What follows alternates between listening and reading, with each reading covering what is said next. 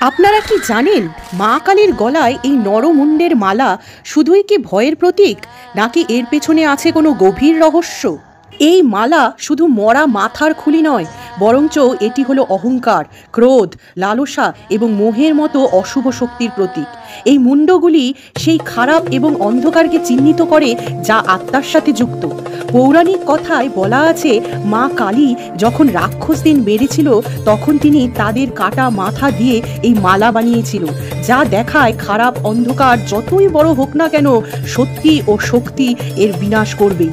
কোনো কোনো গ্রন্থে লেখা আছে এই মালা 108টি মুণ্ড দিয়ে তৈরি, যা 108টি জীবন ও কর্মের প্রতীক। কথিত আছে মা কালী বলেন যে যতক্ষণ আপনি বন্ধন থেকে মুক্ত হবেন না ততক্ষণ মোক্ষ লাভ করা সম্ভব নয়। তাই এর পরের বার যখন মা কালীকে দেখবেন একবার বলবেন জয় মা কালী, কারণ মা কালী শুধুমাত্র বিনাশের প্রতীক না, তিনি অন্ধকারকে মেটানোর এক চরম শক্তি।